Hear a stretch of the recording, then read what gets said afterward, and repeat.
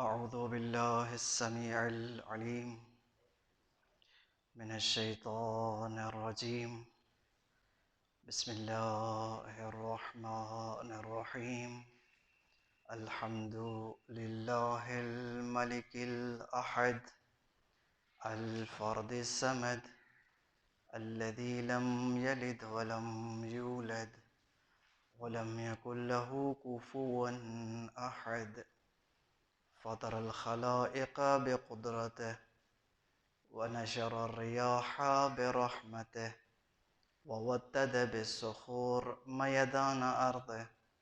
والصلاة والسلام والتحية والإكرام على حبيبه وخيرته حافظ سره ومبلغ رسالاته سيدنا ونبينا ومولانا أبي القاسم المصطفى محمد.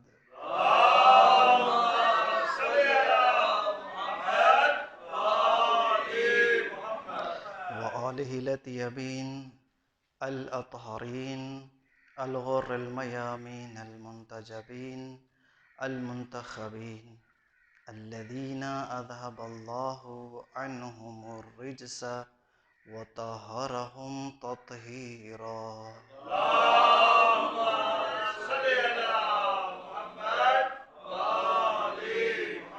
ورحمة الله على محبيهم وشيعتهم أجمعين، ولعن الدائم على أعدائهم ومنكري فضائلهم وغاصبي حقوقهم أجمعين من الآن إلى قيام يوم الدين. وبعد، بسم الله الرحمن الرحيم. إنا أنزلناه في ليلة القدر. صدق الله العلي العظيم. بر محمد و آل بیت محمد صلوات. اللهم صل على محمد وآل محمد. سب سے پہلے بمناسبت ضربت امیر المومنین صلوات اللہ وسلامہ علیہ آپ سب کی خدمت میں پرسہ پیش ہے. دعا ہے خداوند متعال ہمیں سوگواران امیر المؤمنین صلوات اللہ وسلامہ علیہ قرار دے. امیر المؤمنین کے فضائل کے بارے میں جو روایات ہیں وہ بہت زیادہ ہیں. لا تحصی عددها. مولا کے فضائل کو اگر گننے پہ آ جائیں تو کسی بشر میں یہ قوت نہیں ہے کہ امیر المومنین کے فضائل کو گن پائے. رسول مکرم اسلام صلی اللہ علیہ وآلہ وسلم نے اللهم صل على محمد وآل محمد. کوئی ایسا موقع نہیں چھوڑا کہ جہاں زبان وحی سے امیر المؤمنین صلوات اللہ وسلم علیہ کے فضائل کو بیان نہ فرمایا ہو. یہاں تک فرمایا کچھ فضائل ایسے ہیں کہ جو میرے بھائی علی ابن ابی طالب کے لیے خاص ہیں، میں بھی ان فضائل سے محروم ہوں. نبی ہوتے ہوئے کچھ فضائل ایسے ہیں کہ جو علی ابن ابی طالب کے ساتھ مختص ہیں مگر میں ان سے محروم ہوں. علی میرے بھائی کا سسر نبی ہے اور خاتم النبیین ہے، جبکہ میرا سسر خاتم المرسلین نہیں ہے. علی کی زوجہ سیدہ نساء العالمین ہیں، جبکہ میری کوئی زوجہ سیدہ نساء العالمین. علی کے دو فرزند سیدہ شباب اہل الجنہ ہیں، جبکہ میرے کوئی دو فرزند سیدہ شباب اہل الجنہ. فلہذا امیر المومنین کے ساتھ کچھ صفات کچھ فضائل اس طرح مختص ہیں کہ جن میں انبیاء بھی شریک نہیں ہیں. رسول مکرم اسلام صلی اللہ علیہ وسلم نے اللهم صل فرمایا یا علی لولا انت، اگر آپ نہ ہوتے، لما یعرف المؤمنون بعدی، تو میرے بعد پتہ نہ چلتا کہ مومن کون ہے اور منافق کون ہے۔ آپ نے اگر ایمان کو تولنا ہے تو آپ رسالت مآب کے ذریعے سے نہیں تولیں گے کہ یہ رسول اللہ کا زیادہ عاشق ہے فلہذا زیادہ بڑا مومن ہے، نہیں۔ آپ نے اگر کسی کے ایمان کو پرکھنا ہے تو رسول اللہ سے پوچھنا ہوگا یا رسول اللہ مل معیار، معیار کیا ہے کسی کے ایمان کو پرکھنے کا؟ تو رسول اللہ فرماتے ہیں اگر علی نہ ہوتے تو ایمان کو پرکھنے کا کوئی ذریعہ اور معیار نہیں تھا۔ اور اس طرح الہ ماشاء اللہ، اگر درخت کلمے بن جائیں، سمندر سیاہیاں بن جائیں، اور فضائل لکھنے والے تمام بشر، تمام ملائکہ، جن و انس فضائل علی ابن ابی طالب لکھنے پہ آ جائیں تو علی ابن ابی طالب کے فضائل لکھتے لکھتے کلمے ٹوٹ جائیں گی، سمندر سیاہیاں بن کے ختم ہو جائیں گے، اوراق ختم ہو جائیں گے، مگر فضائل علی ابن ابی طالب ختم۔ فرمایا یا علی اگر مجھے میری امت سے یہ خطرہ نہ ہوتا کہ جو نصارہ سے خطرہ تھا، کہ جو کچھ نصارہ نے حضرت سید مسیح عیسیٰ علیہ السلام کے ساتھ کیا، اگر مجھے میری امت سے یہ خطرہ نہ ہوتا تو میں ایسے فضائل بیان کرتا تیرے کہ تو جس قریے سے، کہ جس گاؤں سے، جس شہر سے، جس قصبے سے گزرتا، لوگ تیرے پاؤں کی مٹی اٹھا کے آنکھوں کا سرما بناتے۔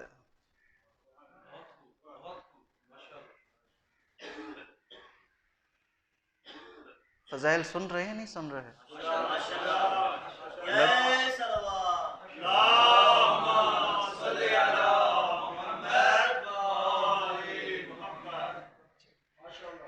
امیر المؤمنین صلی اللہ وسلم علیہ کے ساتھ فضیلت میں اور کون شریک ہو سکتا ہے کہ آن حضرت کی جناب امیر المؤمنین کی ولادت ہوتی ہے تو خانہ کعبہ میں، اور شہادت ہوتی ہے تو بھی خانہ خدا میں، مسجد میں، اور بالخصوص مسجد کے صحن میں بھی نہیں، مسجد کے محراب میں، اور فقط محراب میں بیٹھے ہوئے بھی نہیں، حالت نماز میں، اور فقط حالت نماز کی ہر صورت میں نہیں، سجدے میں۔ یہ کم فضیلت ہے؟ کون ہے کہ جو ان فضائل میں علی ابن ابی طالب علیہ السلام کا شریک ہو؟ کسی کے پاس کوئی جرأت نہیں ہے کہ جو مولا کے ان فضائل کا شریک بنے، اور بالخصوص رسالت مآب صلی اللہ علیہ وسلم کا اس قدر اپنی زبان سے بیان کرنا مولا علی کے فضائل کہ آج کے خطباء کی زبان کیا، ان کی تاثیر کیا، وہاں وحی زبان کیا اور اس کا بیان کیا۔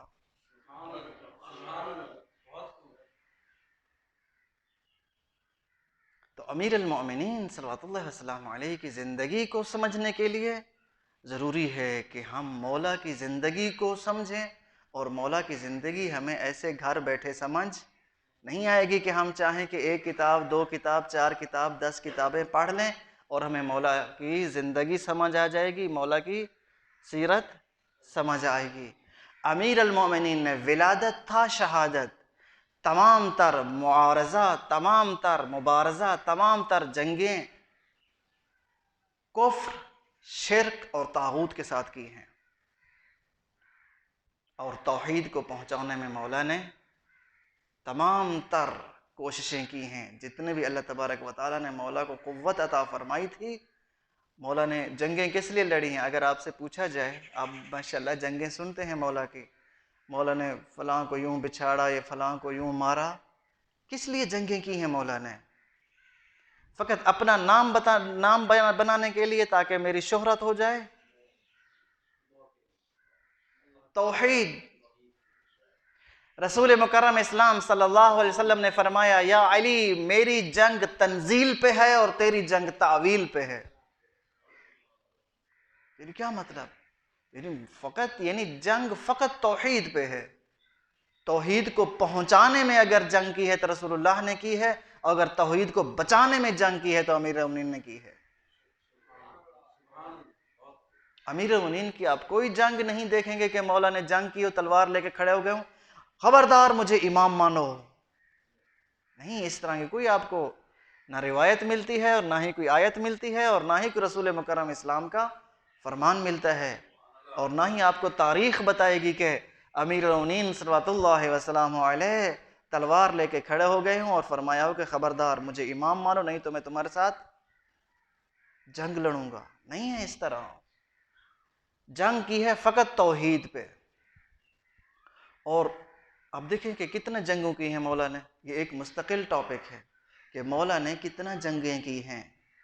رسول اللہ کے ساتھ مل کر حضرت کی ہم رقابی میں کتنا جنگیں کی ہیں، اور پھر رسول اللہ صلی اللہ علیہ وسلم کے بعد کتنا جنگیں کی ہیں. میں انشاءاللہ آپ کو زیادہ زحمت نہیں دوں گا چونکہ آپ میں سے اکثر روزے دار ہیں. جنگ احد آپ نے سنی ہے، جنگ خندق بھی آپ نے. جنگ احد کون سی جنگ تھی؟ مشرکین کے ساتھ جنگ تھی نا. تو جنگ احد وہ جنگ تھی کہ جس میں رسالت مآب صلی اللہ علیہ وآلہ وسلم کے شہید ہونے کا اعلان کیا تھا ابلیس نے کہ محمد عربی شہید ہو گئے ہیں. کیونکہ مسلمانوں کی اکثریت یا تو شہید ہو چکی تھی یا دوڑ چکی تھی، بھاگ چکی تھی، رسول اللہ کو تنہا چھوڑ چکے تھے. تو کوئی نہیں بچا تھا سوائے امیر المومنین صلی اللہ علیہ وسلم علیہ کے جو رسالت مآب کا دفاع کرے. اور اتنا زخمی ہوئے حضرت رسالت مآب صلی اللہ علیہ وآلہ وسلم کہ امیر المومنین صلوات اللہ وسلم علیہ کو اپنے زخم بھول گئے کہ حضرت رسول اللہ اس قدر زخمی ہو گئے ہیں. توجہ فرما رہے ہیں؟ یعنی کتنا ایک دکھ کی بات ہے امیر المومنین کے لیے کہ میں شہید ہو جاؤں، میں قربان ہو جاؤں، مگر رسالت مآب زخموں سے بچ جائیں. تو امیر المؤمنین رسول اللہ کو دیکھ رہے ہیں اور گریہ فرما رہے ہیں کہ یا رسول اللہ زخم آ گئے ہیں اس قدر. جنگ احد جہاں حضرت کا دندان مبارک بھی شہید ہوا تھا، اور جنگ احد نہایت ہی سخت ترین جنگ ہے، لیکن رسول مکرم اسلام روتے ہیں امیر المؤمنین صلی اللہ علیہ وسلم علیہ کو دیکھ کر. یا رسول اللہ آپ کس لیے گریہ فرما رہے ہیں؟ امیر المؤمنین کو کم زخم نہیں تھے جنگ احد میں. امیر المؤمنین بھی لولہان تھے جنگ احد میں، کیونکہ دشمن اس قدر زیادہ ہو اور اپنے مسلمان بہت کم ہوں، اور کم ہونے کے باوجود وہ بھی بھاگ نکلیں تو کیا حالت ہوگی. تو روایت یوں کہتی ہے یواسی علی ابن ابی طالب، امیر المؤمنین نے اپنے آپ کو ایک مرتبہ قربان کر دیا رسول مکرم اسلام پہ جنگ احد میں. اور رسول مکرم اسلام علی مولا کو دیکھتے ہیں اور گریہ فرماتے ہیں. مولا علی پوچھتے ہیں یا رسول اللہ آپ گریہ کیوں فرما رہے ہیں؟ تو رسالت مآب صلی اللہ علیہ وسلم فرماتے ہیں کہ یا علی آپ کو اشقل اشقین اشقل اشقین اشقل اولین والآخرین تجھے شہید کرے گا. کیونکہ مولا علی کئی مرتبہ اصرار فرما چکے تھے اور گریہ فرما چکے تھے کہ یا رسول اللہ مجھے کب شہادت ملے گی؟ اب یہ احد کا اتنا بڑا میدان گزر گیا مگر میں شہادت سے رہ گیا. جذبہ دیکھیے اسلام پہ شہید ہونے کا. احد کا اتنا بڑا میدان گزر گیا، شہید ہونے والے شہید ہو گئے مگر میں شہادت سے رہ گیا. اسی طرح خندق میں جب عمرو بن عبد ود، وہ خندق والا میدان یاد ہے نا، کہ جو رسول مکرم صلی اللہ علیہ وسلم نے وہ ایک خندق کھدوائی تھی، ایک چھوٹی سی نہر، تاکہ دشمن ہمارے اوپر ایسے جلدی حملہ نہ کرنے پائے چونکہ ہماری تعداد تھوڑی ہے. تو امیر المومنین جب گئے تھے عمرو بن عبد ود کے مقابلے میں، تو عمرو بن عبد ود نے مولا کو ضرب ماری تھی نا؟ نہیں ماری تھی؟ ماری تھی. اور اس کے بعد مولا نے وار کیا اور اس کے 2 ٹکڑے ہوئے، اور اس کی ضرب نے مولا پر اثر کیا تھا. امیر المؤمنین جب واپس آئے تو امیر المؤمنین کے سر مبارک سے خون تھا، چہرے مبارک پہ خون تھا، تو رسول مکرم اسلام نے جو ہی دیکھا امیر المؤمنین کو تو گریہ فرمایا، تو عرض کیا یا رسول اللہ ما یبکیک، کیا چیز ہے جو آپ کو رلا رہی ہے؟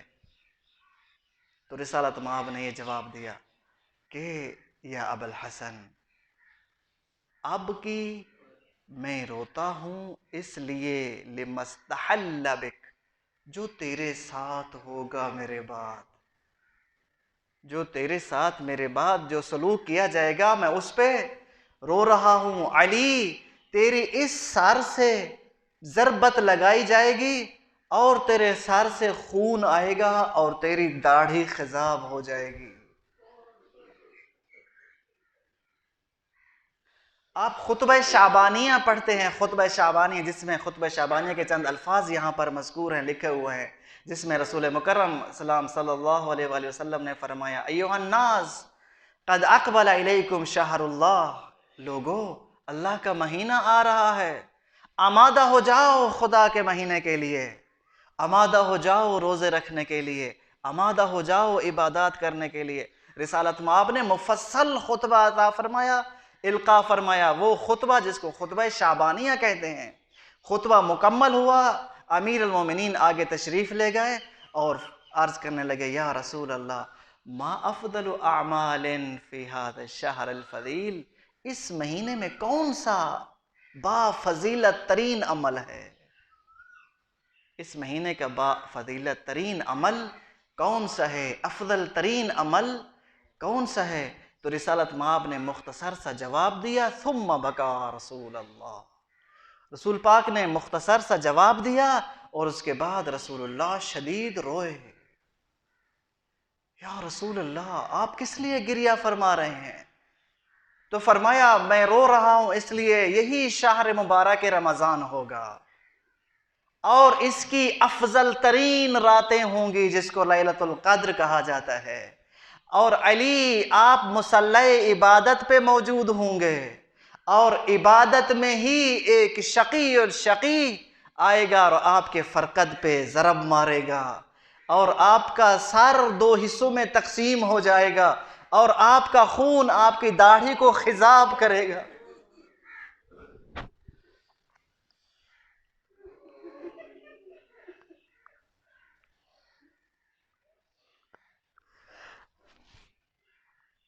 مگر کس قدر بے چین ہے امیر المؤمنین، کب آتا ہے وہ دن، کب آئے گا وہ مہینہ ماہ مبارک رمضان؟ اب دیکھیں کہ جناب میثم تمار کی حیات طیبہ پڑھتے ہیں نا کہ جب جناب میثم کو امیر المؤمنین نے یہ خبر دی تھی، میثم تمار یہ کوفے کے باہر کھجور کا درخت ہے، اس کھجور کے درخت پہ تجھے سولی لٹکا دیا جائے گا، تو میثم تمار نے کیا کیا؟ کیا کوشش کی کہ اس درخت کو کٹوا ڈالیں؟ کیا سورسز استعمال کی کہ کہیں ایسا ہو کہ اس درخت کو کٹوا دیں؟ نہیں، اس درخت کو روزانہ جاتے ہیں پانی دیتے ہیں، روزانہ جاتے ہیں اس درخت کو پانی دیتے ہیں، اس درخت کے نیچے دعا مانگتے ہیں جلدی بڑا ہو جاؤ۔ یہ تو شاگرد ہے امیر المومنین کا، اگر شاگرد کی معرفت اس قدر ہے استاد کی کس قدر ہوگی؟ اگر شاگرد اس قدر مشتاق دیدار آخرت ہے تو استاد کس قدر مشتاق دیدار آخرت ہوگا؟ تو امیر المومنین صلوات اللہ وسلامہ علیہ رسالت مآب صلی اللہ علیہ وسلم کے بعد مختلف مشکلات کو گزارتے ہوئے، چاہے وہ مشکلات خلفاء کے دور کے تھیں چاہے ان کے بعد کی تھیں، سن 36 ہجری آیا، آن حضرت کی بیعت ہوئی، بیعت کے فوراً بعد آن حضرت کے ساتھ مختلف جنگیں شروع ہو گئیں، جنگ صفین آئی، 2.5 سال تک جنگ صفین کہ جو حاکم شام نے مولا علی کے ساتھ جنگ کی ہے، جنگ صفین عراق کا مقام ہے، وہاں پر منعقد ہوئی۔ جنگ صفین کے بعد مختلف اور جنگیں، اور آخری جنگ جو امیر المومنین نے فرمائی ہے وہ جنگ نہروان ہے۔ جنگ نہروان ان لوگوں کے ساتھ تھی کہ جو دین سے خارج ہو چکے تھے، جن کو خارجی کہتے ہیں، اہل خوارج کے ساتھ مولا کی یہ جنگ تھی۔ اور اس جنگ نہروان کے بعد مولا کا جو ہدف تھا وہ شام تھا، کہ شام میں موجود جو باغی ہیں ان کے ساتھ جنگ کی جائے اور وہاں بھی اسلام کا پرچم بلند کیا جائے۔ لیکن جو ہی اس ماہ شعبان میں جو ہی جنگ نہروان سے واپس آتے ہیں کوفے کی جانب، تو وہاں پر مولا نے فرمایا اپنی فوج سے کہ ہمارا ہدف شام ہے، ہم نے کوفے ابھی نہیں ٹھہرنا۔ توجہ فرما رہے ہیں، ابھی ہم نے کوفے نہیں ٹھہرنا، ہمارا ہدف شام ہے۔ فلہذا کوفے کے باہر پڑاؤ کیا۔ کچھ لوگوں نے اصرار کیا، نہیں امیر المومنین، ہماری تلواریں بہت کند ہو چکی ہیں، ہمارے نیزے ٹوٹ چکے ہیں، یا امیر المومنین ہمارے پاس اسلحہ نہیں ہے، ہمارے پاس اتنا طاقت اور قدرت نہیں ہے کہ ہم جائیں جنگ کریں فوراً، ہم یہاں ابھی بیٹھیں گے، کچھ دن گھر رہیں گے، کچھ دن سستائیں گے، کچھ دن دم نکالیں گے، اس کے بعد پھر اپنا فریش ہو کے جائیں گے۔ حکم امام بھی دیکھیں اور کوفیوں کی روش بھی توجہ فرما رہے ہیں۔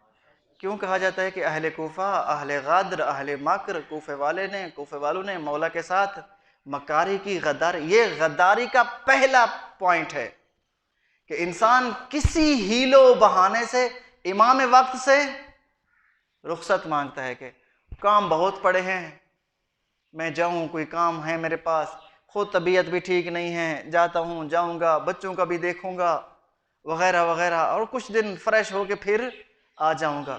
یہ تو بات کی بات ہوتی ہے، آنا ہے، یا جس طرح ہم لوگ اپنے آپ کو کہتے ہیں مسجد میں بس اوقات آتے ہیں، مسجد کے دروازے سے بھی کبھی ایسا ہوا ہے آپ کو کہ واپس چلے گئے ہوں؟ ہوا ہے، کئی مرتبہ مومنین کے ساتھ ہوتا ہے کہ مسجد تک دروازے تک آ کر واپس جاتے ہیں۔ کیوں؟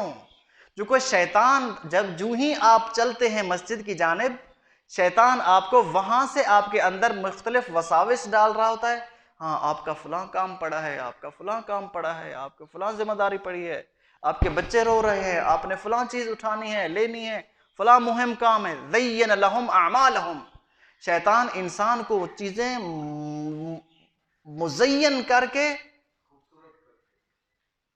سجا کے انسان کو پیش کرتا ہے تاکہ انسان کو یہ لگے کہ نماز سے وہ کام زیادہ اہم ہے۔ تو جو فرما رہے ہیں، میں تبلیغ نہیں کر رہا ہوں، آپ کو گھبرانا نہیں ہے، تبلیغ جو ہو چکی سو ہو چکی۔ فقط یہ اس چیز کی طرف آپ کی توجہ مبذول کرانا چاہتا ہوں کہ دیکھیں کہ امام وقت سے اور اسی طرح رسالت مآب سے اور اسی طرح اللہ کی ڈیوٹی سے کیسے ہمیں شیطان پیچھے دھکیلتا ہے۔ اس کی کوشش یہ ہے تاکہ اگر یہ عبادت پہ آ گیا، اگر یہ نماز پہ آ گیا، اگر اس نے نماز پڑھ لی تو یہ تو میرے چنگال سے نکل جائے گا، پھر میرا بس اس کے اوپر، چونکہ یہ آہستہ آہستہ اللہ والا ہو جائے گا، جب اللہ والا ہو جائے گا تو میرا بس اللہ والوں پہ نہیں چلتا، تو میری نفری کم ہو جائے گی، اور وہ نہیں چاہتا کہ اس کی نفری کم ہو۔ فلہذا مومن کو کوشش کرتا ہے شروع سے، جب سے وہ مومن گھر سے چلتا ہے، کوشش اس کی یہ ہوتی ہے کہ اسی قدم سے واپس پلٹا دوں، اس قدم سے واپس پلٹا دوں، پھر اس قدم سے واپس پلٹا دوں، حتیٰ باب المسجد سے واپس پلٹا دوں، حتیٰ نماز شروع کرنے سے ہی پہلے واپس پلٹا دوں۔ ہے اس طرح یہ نہیں ہے؟ تو شیطان صفت لوگوں نے امیر المومنین صلی اللہ علیہ وسلم علیہ السلام مختلف ہیلے بہانوں سے چھٹی لی اور کہنے لگے کہ ہم جاتے ہیں اور ہمارے کام ہیں، اور ایک ایک کر کے کھسکتے گئے، جاتے گئے، یہاں تک کہ فقط چند لوگ رہ گئے تھے مولا کے ساتھ۔ آپ نے آج تک جناب مسلم کی تنہائی سنی ہے کہ مسلم تنہا رہ گئے تھے، امیر المومنین صلی اللہ علیہ وسلم علیہ کے بارے میں سنا ہے کہ مولا تنہا رہ گئے تھے؟ یہ وہ مورد ہے، امیر المومنین صلی اللہ علیہ وسلم علیہ کا یہ وہ مورد ہے 40 ہجری میں کہ امیر المومنین اور چند ایک گنے چنے اصحاب رہ گئے تھے کوفے کے باہر، تو مولا نے دیکھا کہ حالت ایسی نہیں ہے کہ لشکر کو ابھی شام کی طرف لے جایا جائے، واپس آ گئے مجبوراً، کہاں؟ کوفے میں۔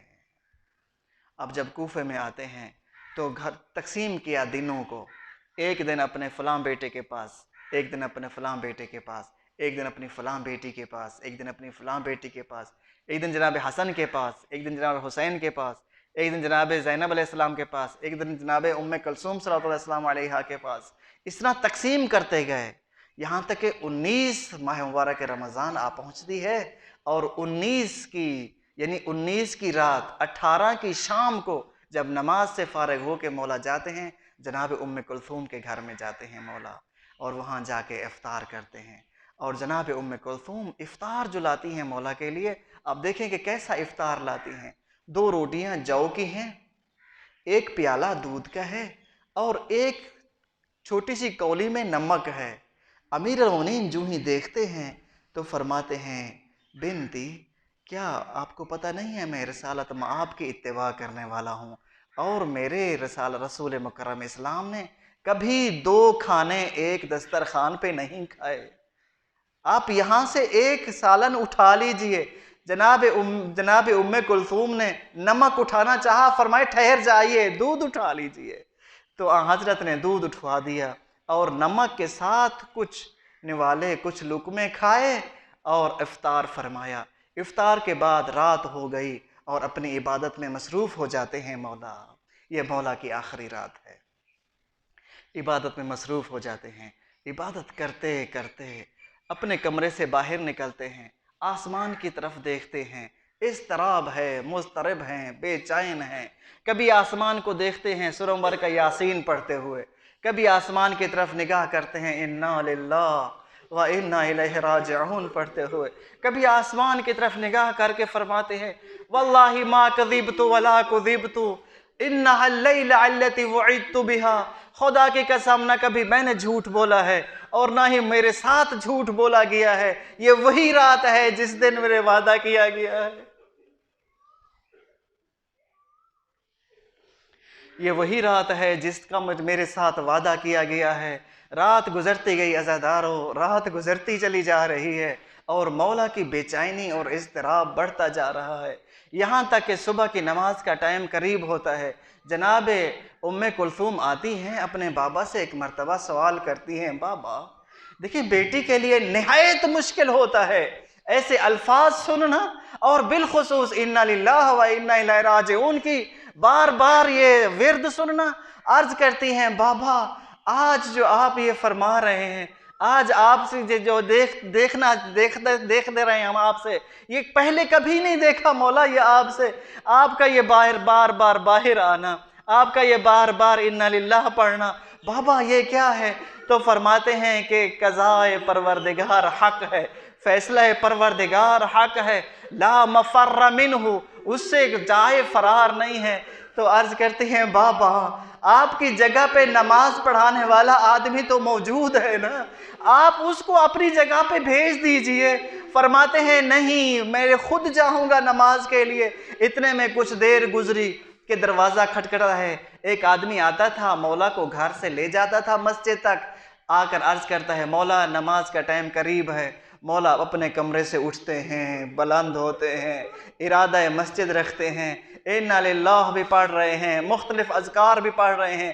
جناب ام کلثوم دیکھ رہی ہیں، آنسو ٹپک رہے ہیں بی بی کی، نہایت ہی مشکل ہے بی بی کے لیے برداشت کرنا، اور کہہ رہی ہیں بابا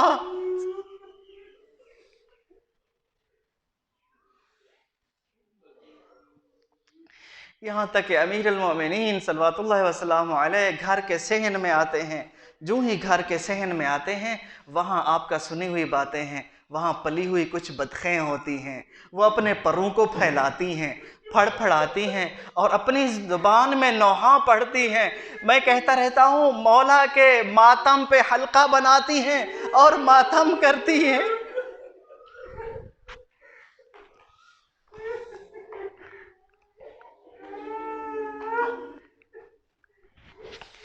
کسی نے آگے بڑھ کر ان بدخوں کو ہٹانا چاہا تو فرمایا ٹھہر جائیے، کچھ دیر میں ویسے بھی نالہ و بکا شروع ہونے والا ہے.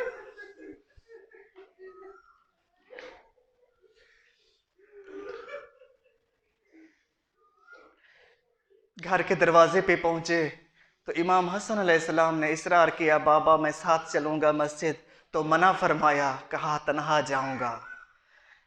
چل پڑے، آئے مسجد میں، دیکھا مسجد میں تاریکی ہی تاریکی ہے، کچھ لوگ سو رہے ہیں، کچھ لوگ عبادت کر رہے ہیں۔ مولا آئے، اپنے نوافل شروع کی، نماز شب شروع کی۔ نماز شب پڑھنے کے بعد مولا گئے، اذان کہی، صبح 19 رمضان کی اذان امیر المومنین نے کہی۔ یہ کوفے میں مولا کی آخری اذان تھی۔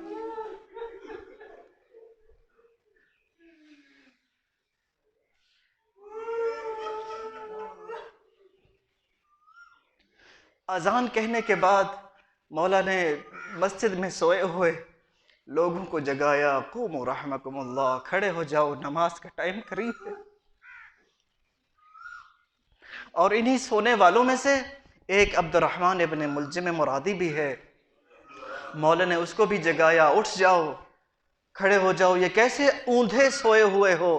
تجھے پتہ نہیں ہے کہ الٹا سونا شیطان کی صفت ہے، یا تو سیدھا سو جاؤ کہ جو انبیاء کی سونے کی عادت ہے، یا دائیں کروٹ پہ سو جاؤ یا بائیں کروٹ پہ سو جاؤ۔ اور فرمایا، مجھے پتہ ہے تو کیا ارادہ لے کر مسجد میں سویا ہوا ہے، لیکن میری ذمہ داری ہے، میں نے تجھے جگانا ہے، اٹھ جا، نماز کا ٹائم قریب ہے۔ تو عزیزو، پھر مولا محراب مسجد کی طرف بڑھے اور مولا نے نوافل پڑھنا شروع کیے۔ اتنے میں یہ ملعون آگے بڑھتا ہے اور مولا کے سر مبارک میں وار کرتا ہے۔ مولا کا سر 2 حصوں میں تقسیم۔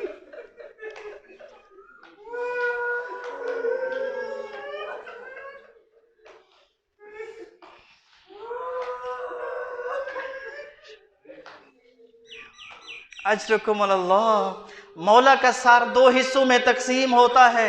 ادھر سے تلوار لگی، ادھر سے زبان سے الفاظ نکلے، بسم اللہ وباللہ وفزت ورب الکعبہ، خدا کی قسم کامیاب ہو گیا۔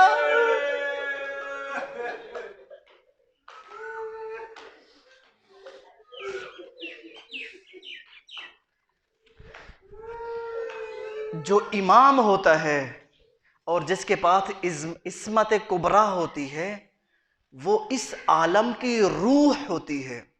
امام جہان کی روح ہیں۔ آپ سنتے رہتے ہیں سیدہ صدیقہ کونین مخدوم کونین کے بارے میں کہ جب بی بی روتی تھی ملک ملکوت متغیر ہو جاتا تھا، اور مسلمان آتے تھے مولا کے دروازے پر اور کہتے تھے کہ فاطمہ سے کہیے یا تو دن کو روئیں یا رات کو روئیں۔ کیا ان کو بی بی کے گریے کی آواز جاتی تھی؟ نہیں، بی بی اتنا بلند گریہ نہیں کرتی تھی۔ عزیزو، اس طرح ہے کہ جب معصوم گریہ کرتا ہے یا معصوم کا دل غمگین ہو جاتا ہے تو اس جہان میں کچھ تغیرات پیدا ہو جاتے ہیں، کچھ اضطرابات پیدا ہو جاتے ہیں، تو سکون ختم ہو جاتا ہے۔ جو ہی امیر المومنین صلوات اللہ وسلام علیہ کو ضربت لگتی ہے تو اس جہان میں بھی یہی اضطراب، یہی تغیر اور یہی بے چینی پھیل جاتی ہے۔ آسمان کانپنے لگ جاتا ہے، دھرتی میں زلزلہ آ جاتا ہے، مسجد کوفہ کے دروازے آپس میں لگنا شروع ہو جاتے ہیں اور ہاتف غیبی کی صدا بلند ہو جاتی ہے، تحدمت واللہ ارکان الہدی،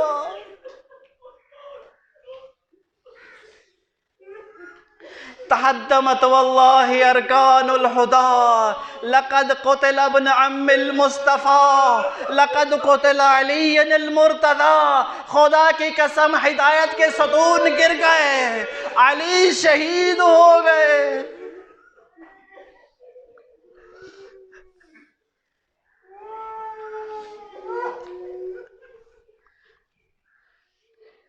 فقط ایک جملہ اور آپ کی زحمت ختم۔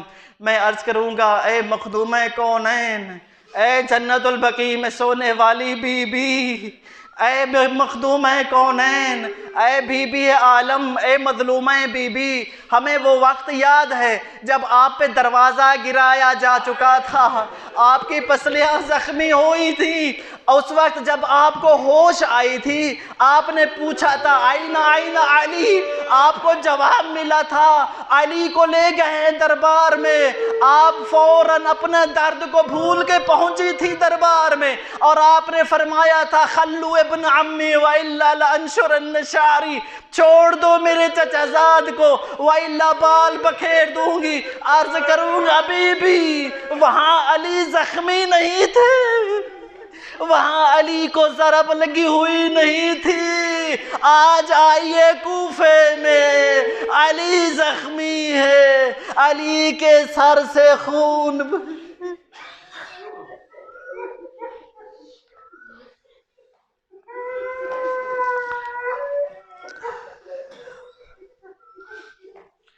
اِنَّا لِلَّهِ وَإِنَّا إِلَيْهِ راجعون وَسَيَعْلَمُ الَّذِينَ ظَلَمُوا أَيَّ مُنقَلِبٍ يَنقَلِبُونَ۔ پروردگارہ ہماری قلیل سی عبادت کو اپنی بارگاہ میں قبول و مقبول فرما۔ پروردگارہ ہمیں مولا کا سچا حبدار و عزادار بنا۔ پروردگارہ شبہائے قادر کو صحیح معنوں میں انجام دینے کی توفیق عطا فرما۔ پروردگارہ تمام مریضوں کو شفایہ فرما، تمام بے اولاد مومنین کی اولادوں کو اولاد عطا فرما، تمام بے اولادوں کو اولاد نرینہ عطا فرما۔ پروردگارہ تمام قرض داروں کے قرض غیب سے چکا۔ پروردگارہ ہمارے زمانے کے امام کے ظہور میں تعجیل فرما، ہمارے مولا کو ہم سے راضی و خوشنود فرما۔ یہ ہم پرسہ پیش کرتے ہیں اپنے مولا کے خدمت میں، پروردگارہ ہمارے مولا کو ہم سے راضی و خوشنود فرما۔ ربنا تقبل منا انک انت السمیع العلیم بجاہ محمد و آلہ الطاہرین بر محمد و اہل بیت محمد صلوات۔ اللهم صل على